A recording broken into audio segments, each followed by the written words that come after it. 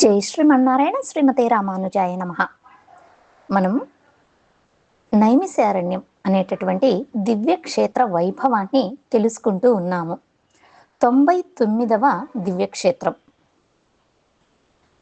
దివ్య విశ్రాంత తీర్థాఢ్యే నైమిశారణ్య పట్టణే పుండరీకాలతానాథో దేవరాజా వయోహరిః విమానం శ్రీహరిం ప్రాప్య ప్రాచీవక్త్రస్థితిః ప్రియః దేవర్షీంద్రః సుధర్మాక్షి గోచరో కలిచిన్నుతః. ఇక్కడ వేంచేసి ఉండేటటువంటి స్వామిని దేవరాజన్ అని పిలుస్తారు. అమ్మవారి పేరు పుండరీకవల్లి. దివ్య విశ్రాంత తీర్థం అంటే కోనేరు. శ్రీహరి విమానంలో తూర్పు ముఖంగా నిలుచుని దర్శనం అనుగ్రహించే ఈ స్వామి స్వయం వ్యక్తంగా వేంచేసి ఉన్నారు. దేవతలకు, సుధర్ముడనే మహారాజుకు, ఇంద్రుడికి ప్రత్యక్షమైన ఈ స్వామిని తిరుమంగై ఆళ్వార్లు కీర్తిస్తారు. ఈ స్వయం వ్యక్త క్షేత్రాలలో ఈ నైమిశారణ్యం కూడా ఒకటి. స్వయం వ్యక్త క్షేత్రాలు ఎన్ని అంటే 8. శ్రీరంగం, తిరుమల, బద్రీనాథ్, ముక్తినాథ్, శ్రీమూష్ణం, నాంగునేరి అంటే వానమామలై, నైమిశారణ్యం, పుష్కర్ అంటే ప్రయాగ. ఈ విధంగా ఈ 8 క్షేత్రాలలో పరమాత్మ స్వయంగా వేంచేసి ఉన్నారు. అయితే శ్రీమన్నారాయణుడు శ్రీరంగం, తిరుమల, వానమామలై, శ్రీమూష్ణం అనే దివ్య దేశాలలో అర్చారూపంగా మనకు దర్శనాన్ని అనుగ్రహిస్తున్నారు. అంటే విగ్రహ రూపంగా. బదరికాశ్రమంలో విగ్రహ రూపంగా ఉన్న పర్వత రూపంగా అంటూ పెద్దలు తెలియచెప్తారు, పర్వత రూపమని. ప్రయాగలో తీర్థ రూపంగాను. మరిక్కడ నైమిశారణ్యంలో వన రూపంగా, అంటే ప్రతి ఒక్క వృక్షము కూడా భగవన్నారాయణ స్వరూపమే అన్నట్లుగా. సాలగ్రామంలో శిలారూపంగా దర్శనమిస్తారు.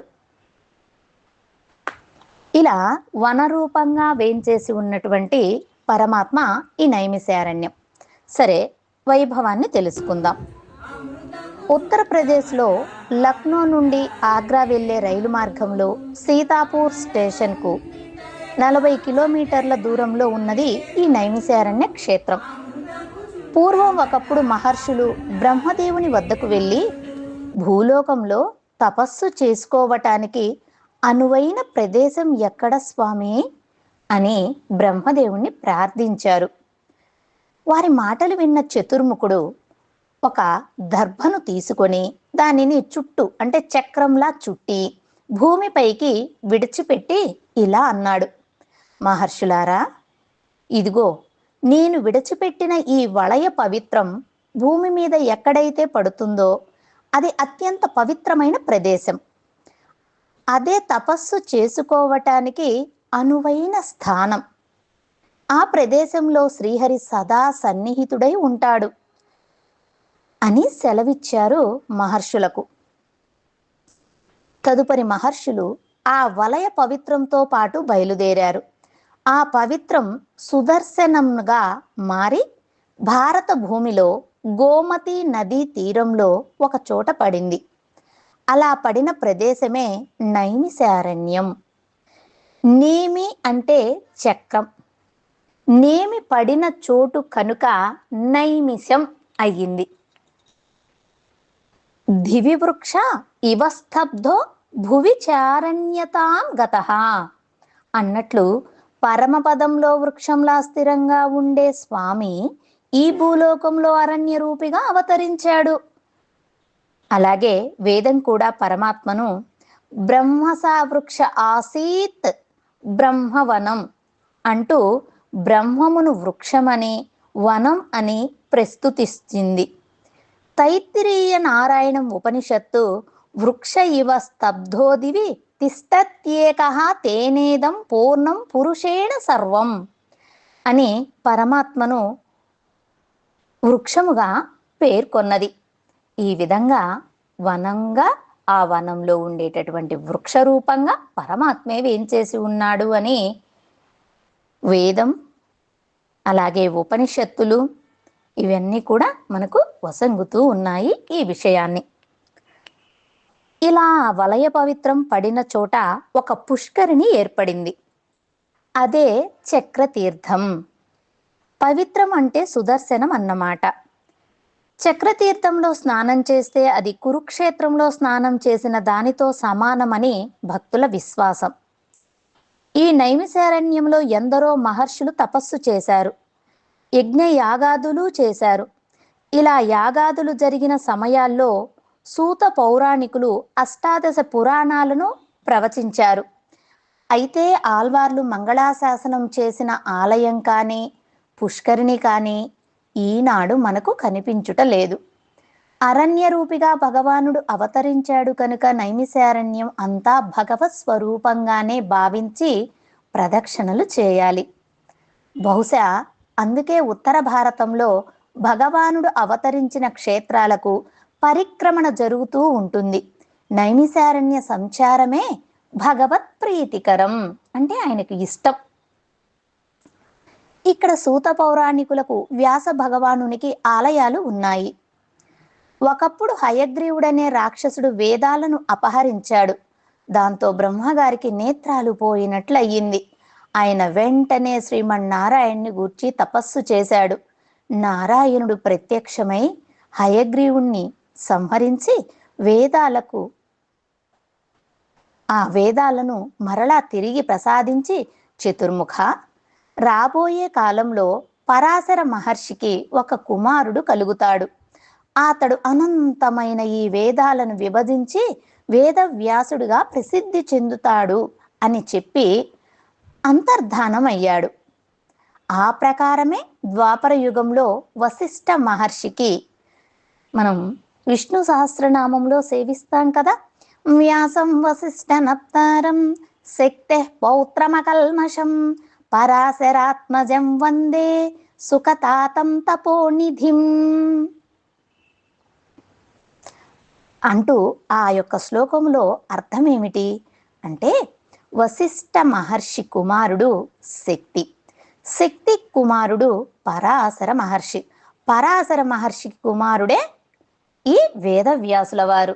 ఆ వేదవ్యాసుల వారి కుమారుడు లేదా సుఖ మహర్షి తండ్రి గారు వేదవ్యాసుల వారు అంటూ ఆ యొక్క శ్లోకంలో అర్థాన్ని కృప చేశారు. అలా పరాశర మహర్షికి సత్యవతికి కలిగినటువంటి సంతానము వేదవ్యాసుల వారు.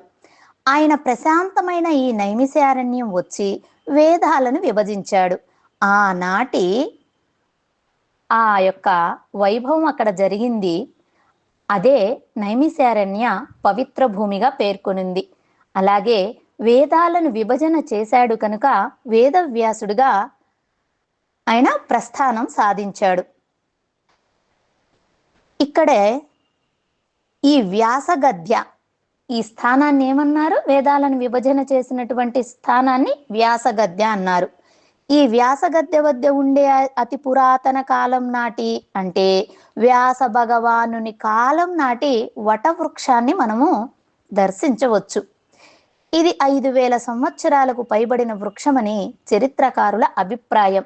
అంటే కలియుగం వచ్చే 5000 సంవత్సరాలు చిల్లర కదండి, అది ద్వాపర యుగంలో కాబట్టి ముందు కాబట్టి 5000 దాటింది అంటూ తెలియపరుస్తున్నారు మన చరిత్రకారులు. ఇక్కడే వేదవ్యాసుల వారు అష్టాదశ పురాణాలను రచించారని చెబుతారు. వేదవ్యాస మహర్షి రచించిన పురాణాలను సూత పౌరాణికులు ఇక్కడే ప్రవచనం చేశారు. కనుకనే భక్తులు పెద్దలతో కలిసి ఈ క్షేత్రంలో భాగవత సప్తాహాలను నిర్వహిస్తుంటారు. సూత పౌరాణికుల మఠంలో పురాతన తాళపత్ర గ్రంథాలు మనకు దర్శనమిస్తాయి. వ్యాసుల వారి కుమారుడు సుఖమహర్షి, ఈయన పరమ వైరాగ్య సంపన్నుడు. ఈయనకు ఒక ఆలయం ఈ క్షేత్రంలో మనకు దర్శనమిస్తుంది. ఇక్కడ సుఖముఖుడై అంటే చిలుక లాంటి ముఖంతో సుఖ మహర్షుల వారు మనకు దర్శనం ఇస్తారు. ఈ క్షేత్రంలో దక్షిణాది సాంప్రదాయంతో కైంకర్యం జరిగే శ్రీ వెంకటేశ్వర స్వామి వారి ఆలయం, వానమామలై మఠం, అహోబిల మఠం మొదలైనవి ఉన్నాయి. శ్రీ వెంకటేశ్వర స్వామి వారి ఆలయంలో తెలుగువారే అర్చకులుగా ఉన్నారు. అక్కడ మాతాజీ సహృదయురాలు. ఈ క్షేత్రంలో చేసే దాన ధర్మాలు అనంత ఫలితాలను ఇస్తాయని మన పెద్దల నిర్వచనము. ఈ క్షేత్రంలో రాత్రింబగళ్ళు భగవన్నామ సంకీర్తన వినపడుతూనే ఉంటుంది. వైదిక సాంప్రదాయానికి ఎత్తిన పతాక ఈ నైమిషారణ్య దివ్యక్షేత్రం. ఈ క్షేత్రాన్ని దర్శించే భక్తులకు ఒక చిన్న విన్నపం. మరి మనమందరం దర్శించుకుంటున్నాం కదా, మరి అందరికీ తెలిస్తే అందరూ కూడా ఆ సేవ చేసుకుంటారని విన్నవించుకుంటుంది దాసురాలు. నైమిషారణ్య యాత్రకు వచ్చినప్పుడు, అంటే ఇప్పుడు ఆల్రెడీ వచ్చేసాము, వీలైనంత వరకు ఈ పరిక్రమణ చేయాలి. అంటే మనం ప్రదక్షిణ అంటాం కదా, అది. ఇక్కడ గల వృక్షములన్నీ భగవంతుని స్వరూపాలేనని మనము భావించగలగాలి. అందుబాటులో ఉండే ఒక వృక్షానికి తిరుమంజనం అంటే పంచామృతం లేదా అభిషేకం అంటామే, ఆ విధంగా చేద్దాం. తిరుమణి కాపు దిద్దుదాము, అంటే ఊర్ధ్వపుండ్రధారణ. చందనం, పుష్పం, ధూపం, దీపం సమర్పించాలి. మనం ఇప్పుడు చేద్దాం. ఆ తరువాత పరకాల మునీంద్రులు అనుగ్రహించినటువంటి 10 పాసురాలు అనుసంధానం, యథావకాశం అనుసంధానం తరువాత యథావకాశంగా ఫలాలను ఆరగింపు చేసి మనం స్వీకరించటం మంచిది. అలాగే మంగళహారతి. ఇలా నైమిషారణ్య భగవన్మంగళా శాసనాన్ని అంటూ అనుసంధానం చేస్తే అది మహావైభవం. అలాగే ఆ ప్రసాదాన్ని భక్తులకు పంచటం. ఇలా ఎన్ని దినములు అక్కడ ఉంటే అన్ని దినాలు ఇలా వృక్షారాధన చేయటం చాలా గొప్ప విషయం. పెద్దల వలన భాగవత కథను ఆలకించటం, అవకాశం ఉంటే శ్రీమద్ భాగవతాన్ని పారాయణం చేయటం. ఈ దివ్యదేశాన్ని తిరుమంగై ఆళ్వార్లు 10 పాసురాలలో కీర్తిస్తారు. ఇప్పుడు మన భాగ్యం ఏమిటో తెలుసా? మనం రోజు ఆన్లైన్ క్లాసులలో సేవించుకుంటూ ఉంటాము. ఆన్లైన్ క్లాసులో పెరియ తిరుమజే నడుస్తున్నది. ఆ పెరియ తిరుమజి నడతలోనే తిరుమంగై ఆళ్వార్లు మనకు నైమిషారణ్య దివ్య క్షేత్రాన్ని దర్శింపచేస్తున్నారు. ఆళ్వార్లు వైభవం, మహద్భాగ్యం. ఇక్కడ విశేషంగా ఏం చెప్పుకోవాలి అంటే, ఇక్కడ ఉండేటటువంటి భక్తులందరూ దాదాపుగా ఈ 10 పాసురాలను బైహార్ట్ చేసి ఉంటారనమాట. చక్కగా గానం చేస్తుంటారు. మనము ఎలాగో ఆన్లైన్లో నేర్చుకొని ఉన్నాం కాబట్టి ఆ గానాన్ని మనం కూడా కలిపి భాగవతులతోటి కలిసి సేవిద్దాము. తిరుమంగై ఆళ్వార్లు దివ్యదేశ యాత్ర చేస్తూ ఈ క్షేత్రానికి వేంచేశారు. ప్రశాంతంగా నిర్మలంగా ఉండే భగవత్స్వరూపమైన ఈ క్షేత్ర సంచారం చేస్తూ ఉంటే వారికి లోకుల దీన స్థితి కానవచ్చింది. అయ్యో, వీరందరూ ప్రాకృత సుఖాలకు వశ్యులై భగవానుని ఆశ్రయించటం లేదే, ఎలాగైనా వీరిని భగవంతునకు అభిముఖులను చేయాలని అనుకున్నారు.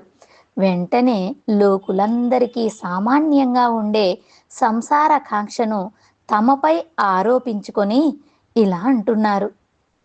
వానిలా మురువల్ సిరునుదల్ పెరుందోల్ మాదరార్ వనములై పయనే. స్వామి నైమిషారణ్యనాథ, ఇంతకాలం స్త్రీలతో సుఖించడమే జీవితం అని అనుకున్నాను. చిన్న నుదురు, పెద్ద భుజాలు, అందమైన స్థనాలతో అలరారే కాంతల ముఖంలో చిరునవ్వును పులుముకొని దగ్గరకు చేరితే వారితోటిదే జీవనమని, అదే శాశ్వతమని భావించాను. వారిని ఆదరించాను. కానీ అది తప్పని ఈనాడు తెలుసుకున్నాను. గతం తలచుకొని చాలా సిగ్గుపడుతున్నాను స్వామి. ఈనాడు నీ దయను గోరి వచ్చి నీ శ్రీపాదాలను ఆశ్రయించాను, నన్ను అనుగ్రహించు అంటూ ఈ పాసురంలో భోగ్యంగా మనకు అర్థాన్ని కృపచేస్తున్నారు. ఎప్పుడు కూడా మన మనస్సు పరమాత్మ యొక్క పాద పద్మముల యందు తుమ్మెద వలె వాలిపోవాలి. అలా ఆళ్వార్లు అనుభవించి అనుగ్రహించినటువంటి పాసురాలను ఇప్పుడు సేవించుకుందాము. ఏతం వందు అణుగావண்ண மென்னி యజమినో తుజుదు మెన్ను இமையோர் நாதன் வந்து இறைஞ்சும் நைமி சேரணி எத்தந்தையை சிந்தையுள் வைத்து காதலே மிகுத்த கலியன் வாயிலிசை மாலை தான் கற்று வல்லார்கள் ஓத நீர் வையகமாண்டு வெண்குடி கூடை கீஸ் உண்பர் மாகுவர் தாமே.